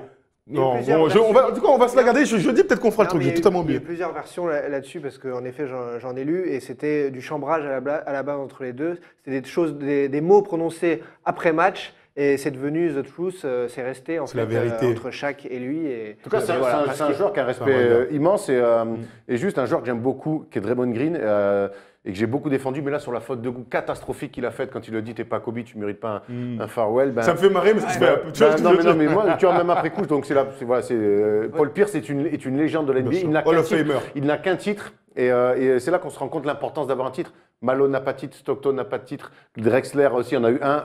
Tu vois, il y a plein de joueurs comme ça, légendaires, qui n'ont pas de titre. Et lui, Paul Pierce, Pat Ewing, bien sûr. Pat Charles Ewing, Barkley, bah, tous tes potes, voilà, il a eu toute Payton. toute une fidélité qui a été récompensée. Il aurait même pu être récompensé en 2010 avec une finale incroyable face aux Lakers, ceux qui perdent en 7 matchs. Voilà, Paul Pierce, voilà, ça fait dimanche soir quand il part, Ouais. on a un peu le. Bah, déjà, on se sent vieux. Hein. Tous nos potes, là, ils sont barrés. Il ne reste plus que les vieux de la vie, avec Zach Randolph et Vince Carter. Il doit m'en manquer un ou deux. Hein, mais bon, vois, tous ces mecs de cette génération-là, quand même, incroyable. On avait fait une Incroyable. émission qu'on avait titrée Tracy McGrady mérite-t-il d'aller au Hall of Fame? Crois-moi qu'on n'en aura pas pour Paul Pierce. La question se pose pas. comme ça en tête un moment de légende de Paul Pierce qui vous revient. Tout Moi, c'est le simplement sur titre, sa c'est le carrière. titre en bien sûr. 2008 parce que Boston, Bien sûr. Boston est une équipe moribonde avant ça et que y a Kevin Garnett et Ray Allen qui arrivent et pourtant lui, autant tu vois quand LeBron James arrive à Miami avec Wade, on se demande qui va être le patron, qui va être ci, qui va être ça et tout. Ça a été très naturel. À Boston, tout a été très naturel. Paul Pierce, il était à la maison, c'était lui le boss et tout le monde l'a accepté. Et tout le Bon monde l'a coach aussi à l'époque. Ouais, à l'époque. Et tout le monde l'a suivi pour être champion. Ensuite, il y a eu des petits problèmes de blessures. Mais on se souvient que cette équipe, il y a le titre, mais il y a cette année-là, ce qu'ils font. Il y a Ouais, des ouais. séries de victoires, il y a des choses. Enfin, en sont peu imposés de directement, bien temps. sûr. Et puis voilà, en peu de temps, ils ont gagné, ils ont marqué aussi la NBA. Donc voilà, et c'est bien que Paul Pierce ait eu un titre dans sa carrière. Moi, les souvenirs que je vais garder, alors d'abord, c'est par rapport au titre. Quand il soulève le truc avec les confettis, c'est un grand moment. Ça faisait quand même 20 ans, 30 ans que Boston n'avait pas gagné depuis les années 80, depuis 86 de mémoire. 86. Donc c'est 2007, 20 ans plus tard. 87, C'est 88, ça, c'est le doublé. c'est ça. Et après, c'est Boston, Détroit, Chicago. Donc, ouais, c'est ça. Donc, ça faisait 20 ans que Boston, la plus grande franchise, certains diront, de l'histoire de tous les sports La US. plus titrée, en tout cas. La plus titrée serait du basket. Et voilà. Et sinon, c'est évidemment sa clutch attitude. C'est quand même un mec, dès qu'il a la balle, tu vois, il fait partie de tous ces gars-là. Des step back dans la gueule, tchaf, des fade away, tchouf, en playoff, en saison régulière, quel que soit le maillot, il va mettre des tirs importants. Et ça, c'est quand même la marque des très, très, très grandes légendes. Moi, c'était le match 7 en 2008. En demi-finale contre Cleveland, où il a marqué 45 points contre LeBron James. Qui était aussi à 40 points. Qui était à 41 points, je crois, quelque chose comme ça. Et là, je m'étais dit, waouh, ce mec. Énorme Et trash. Bune à Bune. Et puis énorme trash talker. Un mec, tu vois, on dit souvent que Paul George est un mec de défi, mais Paul Pierce n'a vécu qu'à travers ça, qu'à travers des défis individuels. Tu vois, c'est vrai qu'il était peut-être un petit peu moins régulier que des Kobe tous sur des saisons entières. Mais alors, dès que le moment chaud arrivait, le tête-à-tête, là, il n'y avait plus personne. Vous vous souvenez quand Ron Artest lui baisse le short, il le remonte, il prend un stagger, double écran, il attrape le ballon, il arrive, il le shoot dans la gueule, ficelle. Ah, mon gars. Génial. Et puis un des derniers avec Voilà, un bandeau. un Tu des- sais, c'est une génération qui se barre. Il là, va nous quand même. manquer, clairement. C'était mon gars. Postez-nous vous aussi Pipi. vos meilleurs moments de Paul Pierce pendant sa carrière. Faites-nous rêver en vidéo ou en message sur les réseaux sociaux de la First Team. C'est le grand débat, c'est le moment du grand débat de la First Team. Les Clippers en faillite, dans la lignée de tout ce qu'ils ont toujours fait, perdre. Wow, here we go. Uh-oh. He went right over to Bryant. Loser Clippers, malheureusement, oui, il y a certains qui les apprécient, mais peu de gens. On l'a vu au ciné Balzac à Paris dimanche soir pour le match. L'applaudimètre, c'était très très très faible pour J'ai l'impression qu'on les siffle Clippers. plus les Clippers que le FN. Donc Oh, c'est quand même assez En ce extraordinaire. moment, oui, en France. Bah quoi, on va être d'accord. D'ailleurs, on devrait politique peut-être- sur ce oui, on devrait beaucoup plus siffler le FN quand même. Oui, on est d'accord, c'était de l'humour. Malgré l'avantage du terrain, défaite 104-91 face à Utah. Le match 7 donc emporté 104-91 par le Jazz. Comment expliquer ce non-match? On y était au ciné, on a vu ça, il n'y a pas eu de suspense. Et dans toute la À bout de France, souffle. dans les 45 ciné, ça a dû être pareil. Ils sont arrivés sur ce match 7 à bout de souffle, à court d'idées, à court d'effectifs, à court de. Court de et tout. puis, Court de à tout. court de tout. Et puis, je crois qu'ils ne méritent pas d'aller en demi-finale de conférence au vu de tout ce qui s'est passé ces 3 dernières années. Alors, certes, il y a des blessures, le sort semble un petit peu s'acharner sur eux depuis 3-4 ans. On a peut-être un tableau même pour, Après, vas-y, parlons du match. pour trouver des excuses. Mais au bout d'un moment, c'est mal construit, c'est mal pensé depuis le début. Et je ne suis même pas sûr qu'on puisse taper directement sur Chris Paul et Blake Griffin comme on a pu le faire par le passé. Je crois qu'aujourd'hui, il y a des décisions qui sont prises. Ce n'est pas celles des joueurs et qu'on a filé les responsabilités à des mecs. Et aujourd'hui, il va falloir répondre de ces mauvais résultats-là. En tout cas, ce qui est dingue sur ce match-là, c'est que dès le début, on a senti une équipe sans vie. Tu sais, la bête blessée qui était là. Alors certes, oui, il manque Blake Griffin, mais quand je vois le match 6 assez incroyable, ils vont gagner alors qu'on les voyait tous perdants. Ils vont gagner à Salt Lake City dans un gros match avec un gros Chris Paul très très fort. Je me dis, ils vont le faire, c'est à domicile. Voilà, ils vont avoir les connasses de le faire sur la première mi-temps. Mais un non-match, il y a Chris Paul qui joue. Il y a Austin Rivers qui a des cannes. Il y a Dennis Jordan qui fait son truc, qui fait quand même un gros match Dennis Jordan. Oui. Mais après, JJ Redick a été, mais c'est même plus transparent. C'est pas son niveau. Mais voilà, On peut exactement. dire- C'est comme Christophe Jallet. Non, mais voilà. C'est pas son Non, mais niveau. évidemment, on peut dire ce qu'on veut, on peut dire ce qu'on veut. JJ Redick, non, mais il peut mettre des tirs. Voilà. C'est Pour qu'il pas mette des son tirs, il niveau. faut lui faire 60 écrans. Il faut bosser pour lui pendant 20 secondes. JJ Redick, c'est pas son niveau. Des matchs 7 comme ça, des séries de playoffs au couteau, c'est pas son niveau. Point barre. JJ Redick, c'est 22 minutes, 3 points marqués à 1 sur 5 au tir. 1 sur 5. Il a pris autant de tirs presque que la Marcus Aldridge. C'est dire à quel point c'est catastrophique. Non mais voilà, donc comment expliquer ce dérapage incontrôlé des Clippers sur ce match-là? C'est très difficile parce qu'ils n'ont pas joué ce match. À aucun moment ils ont réussi à entrer. Ils n'ont pas eu les cannes, ils n'ont pas eu le mental, j'en sais rien. Mais en tout cas, voilà, c'était à l'image des dernières années finalement en playoff. Et là, on va pouvoir se déchaîner. Et on va étudier les responsabilités de cet échec, de cette nouvelle faillite avec un sondage qu'on a proposé sur le compte Twitter de la First Team. Vous avez été extrêmement nombreux, près de 3000 à répondre. Que faut-il faire? Quelle est la priorité donc? 32% égalité entre dissoudre le Big Three, Griffin, DeAndre Jordan, Chris Paul. 32% virer Doc Rivers, le responsable du sportif dans cette franchise totalement. Et puis derrière, déménager la franchise Carrément. à Seattle, une idée de Wax qui fait son cours sur les réseaux sociaux, pourquoi pas, et remplacer Crawford Reddick, c'est Entre une autres. autre idée, mais ça fait partie peut-être d'un plan plus vaste. Alors évidemment, il y a une malédiction autour de cette équipe. On sait que c'est la pire équipe, enfin jusqu'à l'arrivée de Blake Griffin, c'était la pire équipe de l'histoire de la NBA. Donc c'est vrai que sur ces 3 dernières années, il y a un truc au-delà de, on va parler après de Doc Rivers et tout, il y a un truc, c'est qu'il y a une malédiction. Alors peut-être qu'il faut changer de préparateur physique, hein, tu vois, au bout d'un moment, les mecs n'arrêtent pas de se blesser. On voit en 2015, on se souvient, ils doivent aller en foutue finale de conférence. Tu mènes 3-1, t'es devant dans le 5e match. De 17 De points. 17 Tu points. mènes de 17 points, début du 4e ou fin du Et 3e. tu te fais casser la gueule. On se souvient de Trevor Ariza, extraordinaire. James Harden sur le banc. On se souvient, c'était incroyable. L'année d'après, Griffin et Chris Paul se blessent. Et donc, évidemment, tu peux plus jouer à ton niveau. Et Griffin se blesse encore cette saison. Et même avant, il y avait eu des histoires. On se souvient de Chris Paul qui perd des ballons contre Casey. Contre Incroyable. Casey, avec des lancers francs ratés, tout ça. Des trucs, mais des mecs de très haut niveau, tu te demandes comment c'est possible. Alors, il y a certainement une malédiction autour de cette franchise. Oh, arrêtez avec vos conneries, vous êtes Bah sérieux si. quoi. Attends, quand je vois ça, je me dis qu'il Mais là, y a un truc, Griffin, mec. Il y a un Tu truc. t'es cru dans Griffin, Cendrillon ou quoi, sans Bah oui, déconner, un truc, ça quoi. fait Je 5 sais ans pas. qu'ils y arrivent On pas. parle de NBA, on parle C'est pas quand de même des One joueurs. Attends, on écrit pas Mais ça. Erwan, ils sont au bout du roulage, Tu t'es non cru chez Pixar ou quoi Moi, je tente de découvrir ce qui se passe. Griffin, Alors, on va.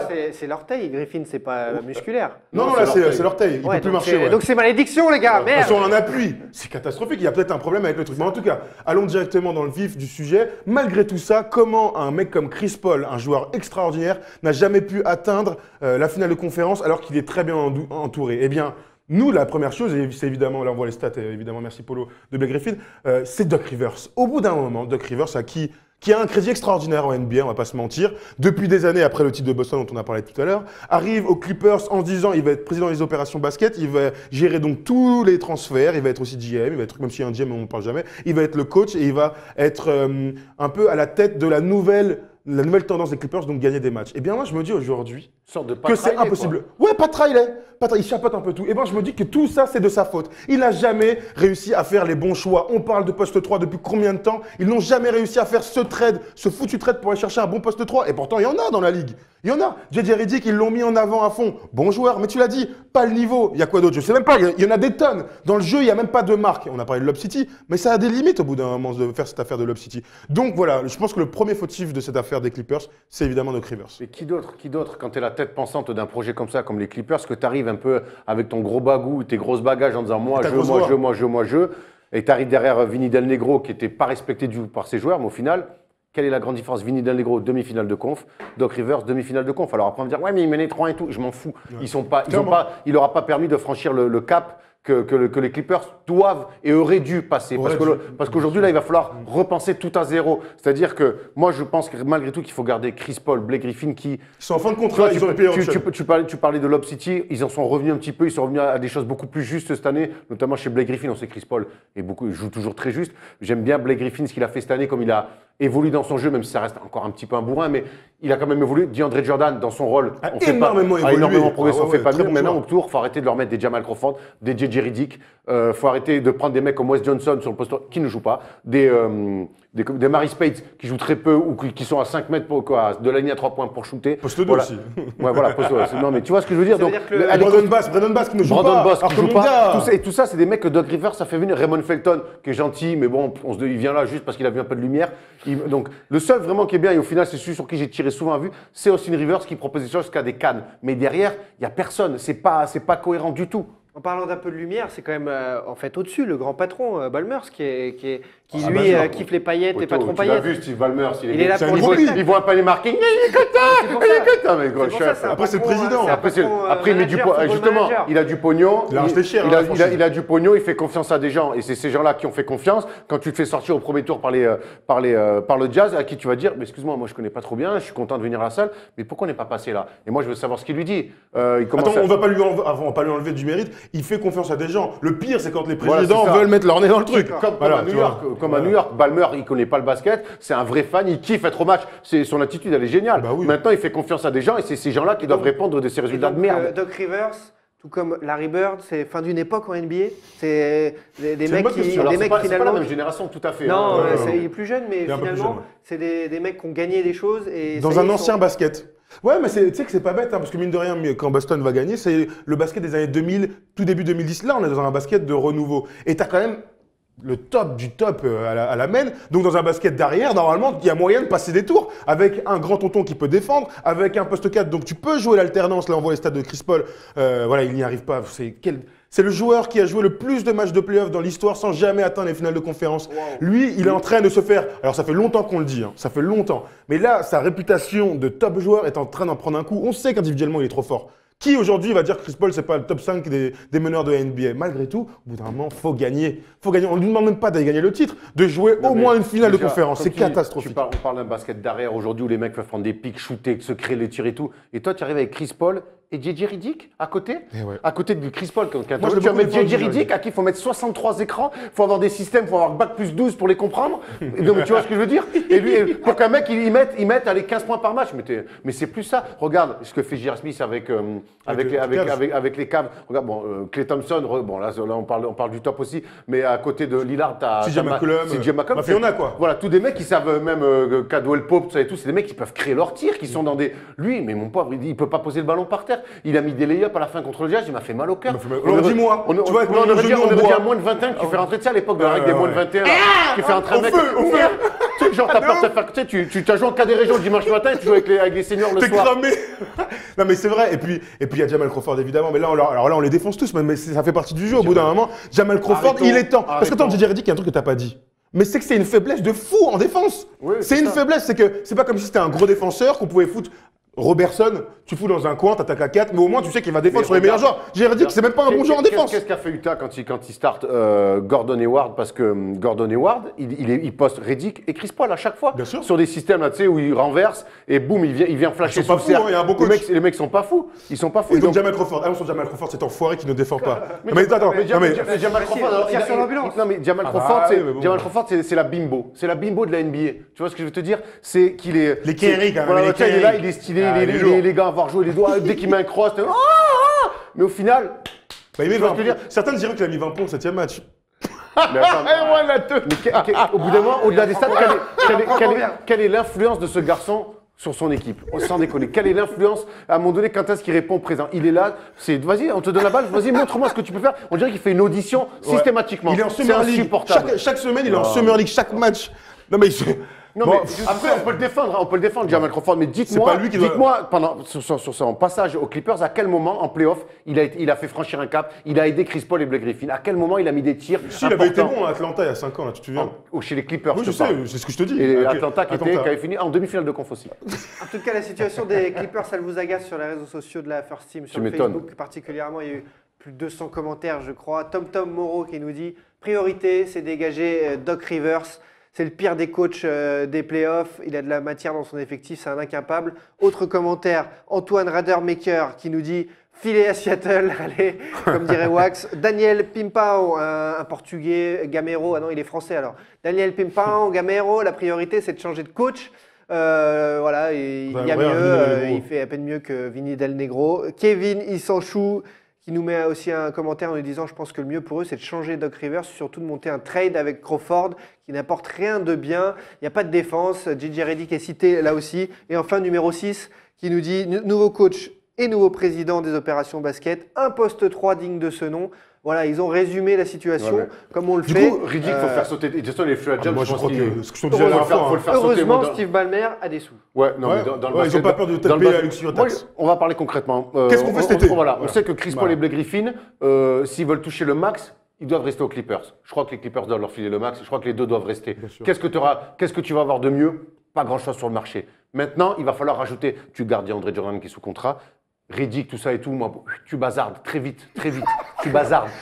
Qu'on arrête de me faire croire qu'un mec comme JJ Redick, qu'un role-player comme JJ Redick va t'envoyer qu'il ait joué à Atlanta, ce sera très bien. Quoi que Thabo Sefolosha va le martyriser à l'entraînement. Alors qu'il joue en Air Max. Ouais, alors qu'il joue. C'est notre gars, Thabo. Mais moi, je pense qu'il y a un coup à faire. Il y a un coup à faire. Vas-y. C'est choper Melo. Moi, je crois aussi. Moi, je crois. Il n'y a aucune autre superstar qui va venir là. Melo, il a enfin de truc. Avec Chris Paul et Blake Griffin, il aura un rôle secondaire. Mais ça reste un top joueur. Je crois que poste 3 entre un attaque. Melo, du coup. Poste 3 un peu mieux. Après, tu peux jouer petit. Tu peux faire Blake Griffin poste 5, Carmelo Anthony en poste 4. Il est puissant, le père Griffin, quand même. Jordan Mais c'est des Ouais, options. t'inquiète. C'est des options. Tu Jordan, peux, tu sais pas, à l'abri c'est de des- trouver un petit mec, un tonton C'est des dans la options. draft. Parce que quand on te fait du hack DD, hop, tu fais une raquette. Tu te fais une raquette. À un moment donné, ils ont joué quand même Booker et Boris Dio, le Jazz. Tu vois, ils ont joué avec Boris Dio en 5 et ils ont mis Gordon Hayward en 4 aussi à un moment donné sur une séquence. C'est juste une option. Moi, je crois qu'il faut vraiment. Ils l'ont refusé cette année aussi de Melo. Je crois qu'ils doivent vraiment se mettre sur Melo. Qui vaut plus rien en plus. le Qui gars. vaut plus grand chose. Et lui, ça va lui donner un nouveau challenge. Il vaut plus rien. Et il sera à Los Quel niveau Angeles. Non, il vaut plus rien. Tu peux monter un trade pour pas grand chose. Tout le monde sait qu'il veut se barrer. Donc tu lui envoies JJ Redick. Voilà, Il est free agent, il peut des pas caleçons être dans le truc. propres, une valise. Voilà, je sais pas. Tu fais le trade. Tu envoies tes tours de draft pendant 2 ans. Tu t'en Là, n'est fous. plus là. Mais là n'est plus là, mon gars. Voilà, il veut faire des gosses. Il y a plein de stripteaseuses s'il veut à Los Angeles, même si on sait que c'est peut-être pas vrai. Voilà. Et puis évidemment, donc Melo, moi je trouve, il y a pas mal de gens qui parlent de Rudy Gay. Rudy Gay, très bon joueur et tout, mais il y a Melo. Allez chercher Star System jusqu'au bout, jouez-le. On tire, les mecs, ils ont 31, 32 ans, il reste 2-3 ans, ils ont tous la dalle du titre. Si c'est pas maintenant, ce sera jamais. Et évidemment, si tu vas chercher Melo, tu ne peux pas continuer avec Doc Rivers.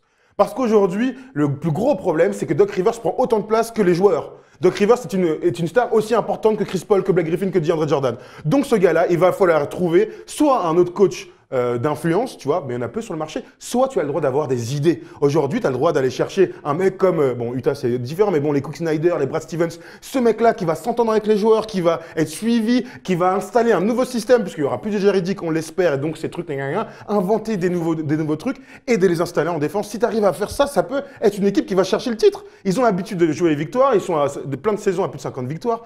Il faut passer ce foutu tour, et ça peut passer par un nouveau coach, et pourquoi pas par Melo. Ça te va? Non, mais moi, Doc Franchement, Rivers, c'est pas mal. il m'a séduit, le Non, mais projet est moi pas aussi, mal. Moi aussi. Hein. Et j'ai D'ailleurs, on projet va envoyer le sur la CV, parce que table. moi, Ouais, je trouve j'ai le projet que sur la GM. table. Est-ce que tu crois on a tendance à oublier que les Warriors se sont construits au début avec Mark Jackson. Bien sûr. Est-ce que tu crois que le remettre sur le banc des Clippers, ou parce que finalement, c'est des mecs quand même Qui ont de l'expérience, ouais. qui ont de l'expérience et tout, donc ils savent, ils connaissent les chemins quand même. Est-ce que ils n'ont pas besoin aussi de juste d'un mec, d'un leader aussi, tu vois, comme ça, parce que le discours de Rivers, clairement, il est fini là-bas. Parce que tenter un coup avec un mec comme Brad Stevens, il va lui falloir du temps pour s'installer, malgré tout, même s'il arrive de la fac. Et peut-être qu'ils ont pas ce temps-là, est-ce qu'ils l'ont les Clippers? Je suis pas sûr. Mark Jackson, il est encore crédible médiatiquement, maintenant. Oui, consultant, Ouais, un tout peu ça. moins, il a raté pas mal d'entretiens et tout. Non, moi franchement, je pense. On a fait c'est- des équipes à Kevin McHale jusqu'à l'année dernière. Donc, ça alors, va. il y a des rumeurs qu'il l'envoie à Orlando. Alors, bon. Non, moi, là Non, aujourd'hui. GM, ou président des opérations basket. Ah ouais, bon, tant pis, bon, en tout cas, bref. Non, moi je pense vraiment que ce qu'il leur faut, c'est des idées. C'est plus le leader charismatique. Ils l'ont eu avec Doc Rivers. Là, il leur faut des idées dans le jeu. Il leur faut des idées Mais tu sur sais la qu'il faut free respecter- agency. Tu sais qu'il faut Tu vois ce que je veux respecter un dire? coach. Regarde. Non, mais attends, je te dis pas. Bah, attends. Peut-être que tu as le droit aussi, Steve Ballmer, ou en tout cas ceux qui sont autour de lui, de se poser avec les stars, de faire une sélection et de dire les gars, faisons un truc, vous êtes des grands garçons, vous avez tous 30 ans, voilà, il faut qu'on gagne les gars, il nous reste 2 ans, on va tenter d'aller chercher Melo. Est-ce qu'il y a un coach avec lequel vous allez adhérer? Pourquoi ne pas participer même aux entretiens? J'en sais rien, mais aller très très loin. Dire que Chris Paul, ce soit un GM, on sait qu'il est président du syndicat, enfin bref, c'est un mec intelligent et tout, pourquoi ne pas, L'impliquer. tu vois, un espèce de GM joueur, tu vois, non mais n'importe quoi, mais dans l'idée. C'est l'écran national 3. Ah ouais, voilà, oh, mec, moi je tente tout, gros. Entraîneur-joueur, tu sais, le président, c'est le coach qui rentre quand il n'y a plus de 4 joueurs sur le terrain, là, tu sais, il arrive, il a son survêt, chaussures de 1982. Et il met les jeux, tu Il est sais. là, tu sais. Et ne pas oublier d'embaucher un sorcier pour briser la malédiction. Ah ouais, le marabout de Emmanuel Adebayor. Mais dites-nous vous aussi si vous pensez à des coachs. En tout cas, moi je crois vraiment. Ce qui me fait le plus peur chez les Clippers, c'est qu'ils gardent Doc Rivers. Clairement, c'est Moi, je qu'il suis garde. d'accord, Moi, ouais. j'ai très peur de ça. Fais-lui un chèque, Steve. Aujourd'hui, il a un crédit qu'il n'est plus mérité. Le titre, c'est 2008. Sa dernière finale, c'est 2010. Clairement. C'est passé 7 ans depuis.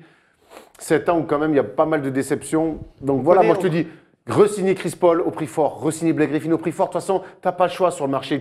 S'il part, tu ne pourras pas prendre mieux et tu fais venir Melo. Tu proposes un dernier projet à Melo. Après l'élimination, on sait que médiatiquement ça joue beaucoup. S'il y a un vrai vent de folie contre Rivers, ça peut jouer dans la balance. Mais là, on leur souhaite. à voir cet Franchement, été. on leur souhaite parce Mais que même pour lui, c'est une vraie fin de cycle. C'est une vraie fin de cycle. Sans dire que c'est la fin de Doc Rivers dans le coaching, mais peut-être même lui qu'il aille peut-être voir ailleurs avec moins de responsabilités, qu'il soit juste coach et tout. Il est au max. Ouais, mais il est au max, d'accord. Mais au bout d'un moment, il y a quand même toute la presse qui te important. tombe dessus et puis tu es loin d'être.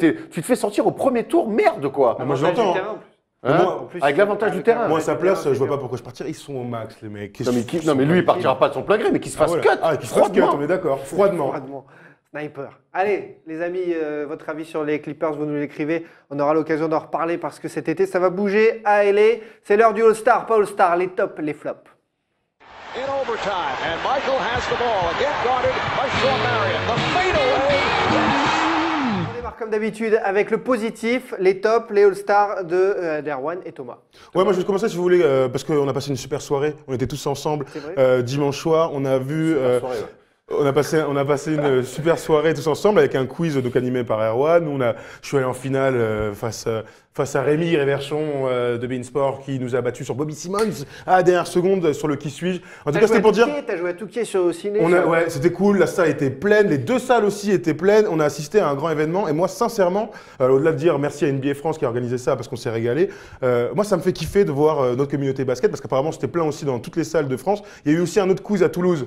Je sais pas qui l'a fait, moi on m'a dit que c'était c'est horrible. Bravo, c'est bien. Bravo. Non mais en tout cas voilà, c'était juste pour dire que nous on est super contents d'abord de rencontrer tous les gens qu'on peut rencontrer qui nous suivent tout au long de l'année et je me dis qu'on est à l'embryon de trucs super sympas qui vont arriver l'année prochaine, l'année d'après, dans 3 ans et on a hâte de vous faire découvrir ça. Je tease un peu Erwan.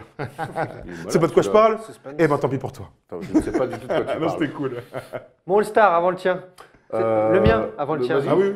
Papy Playoff, j'ai kiffé ce premier tour des playoffs. Vince Ouais. Carter, j'ai kiffé Paul Pierce. 1 degré moins de Joe Johnson parce qu'il est plus jeune, 35 ans.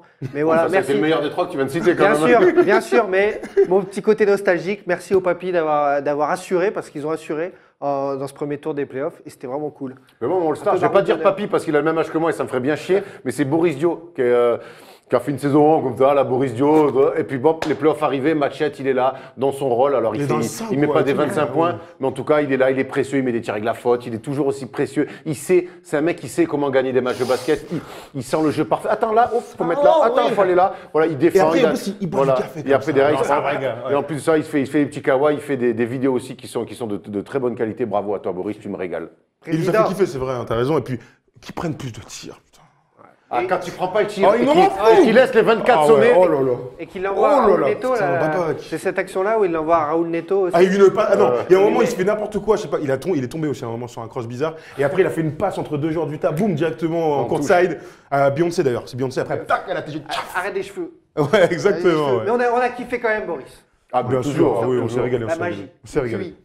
Les flops quand même, on va passer au pas All-Star de la semaine. Ouais, moi, mon flop, c'est que Steve Kerr est donc out jusqu'à nouvel ordre. On ne sait pas quand est-ce qu'il reviendra. Et on n'en a pas parlé tout à l'heure, mais c'est vrai que moi, j'ai une crainte de ne plus le voir, aller carrément, sur la fin de la saison. Ça va être important. On sait que c'est Mike Brown qui reprend le relais. Alors, bien ou pas bien, c'est un autre débat, mais en tout cas, de savoir que Pas l'un des. n'importe qui. En tout cas. Il était bon, les gars.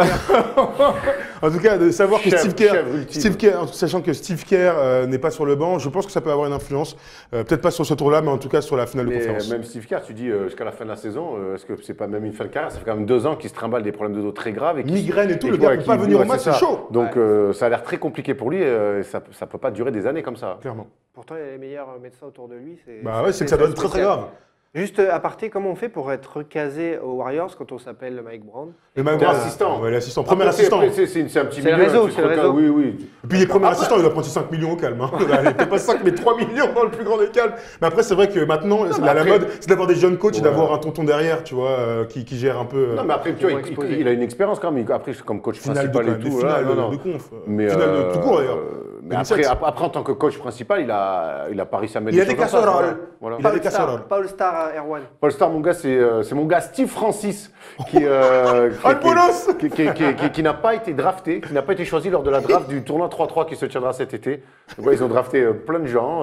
Des mecs improbables, Ouais. des Marcus Banks. De Marcus Banks qui a joué à Nancy avec Kenny Grant. Et culmine à Et, quel âge, là, Steve Francis, à peu près? Je sais pas. plus, En termes d'alcool, je sais pas, il doit Il y avoir avait- 18 000 il y a litres Rashard de Lewis, vodka tu maintenant. vois, il y a Rashard Lewis, Jason Williams qui ont été draftés et Steve Francis quand même n'a pas été drafté. Ouais, t'as vu sa tête en même temps, il est Il était comme au un Tiki sondeur. Twister avec Serge Aurier. Ah ouais, bon, voilà. Tu as des infos. Mais en tout cas, voilà. Flop, ça a la honte quand même. Ah ouais, quoi. c'est un peu la honte. Steve Francis, t'es pas drafté dans un vieux tournoi 3-3, t'as la haine. Hein. De ouf. Allez les amis, on rappelle le programme de la First Team. On s'adapte aux playoffs, donc on sera avec vous chaque lundi, chaque jeudi bien sûr. Mais s'il y a des changements dans ces playoffs, forcément, le First Day Show ou le First Talk pourrait être aménagé un jour avant, un jour après. Le programme, ce sont les matinales, comme d'habitude. Eh oui, dès demain avec matin. Erwan, Eh ouais. Thomas, Stephen, bien sûr. Et le First Talk Foot pour les amoureux du football. Ce vendredi, on sera de retour pour parler notamment Ligue des Champions. Voilà, merci de nous avoir suivis. La régie, encore une fois, bien assurée autour de Polo. Tout s'est bien passé. Les Facebook, Twitter, Snapchat, Instagram de la First Team sont toujours là pour vous répondre. attendre. C'était spécial, c'était royal de vous voir dimanche au ciné tous ensemble. C'était vraiment chouette comme l'a dit Tom et c'était très cool d'être avec vous. On continue d'être ensemble et d'avancer. À très très vite. T'as oublié les gars, vous aimez. Remerciements. Oh Poto. là là, remerciements. Tu m'as squeezé mes Oh, remerciements. wow, ouais. remerciements. On se quitte là-dessus. Tu vas alors profiter, c'est la dernière émission de Thibaut. Steve Francis, c'était pas remercié. Ah, il y ouais, a pas un ouais. truc. Oh, Est-ce que t'as fait un clin Bah, d'œil, tu Steve passes Francis? à prendre ton chèque à la compta. Polo, envoie la smoule. Tu m'as dit qu'il n'y en avait pas ce mois-ci. Wow. On a la rue Martin et on peut le trouver au 7, la rue Martin. Je pensais qu'il était tout le temps dépassé, il était à la rue. Non, non, Martin. Attention. La rue Martin. Et ensuite, On va on noter enchaîne les avec. remerciements. Ensuite, on enchaîne avec notre ami Ron Boone qui a ouvert un petit resto, il fait les meilleurs bobounes de la ville. Ça valait le coup. Ouais, oui, je suis d'accord. Le cousin de Danny en plus. Le cousin de Danny Ah, Boone, bravo. très bien, très bien. Bravo, c'est bon, tu reviens avec Voilà, moi. du coup, En plus, c'est le magicien, il a une boune de cristal. Oh. voilà, Mais il s'est fait suspendre parce qu'il mettait des grands coups de boune. Ok. générique quand vous voulez. Son joueur préféré, c'est Bounassa.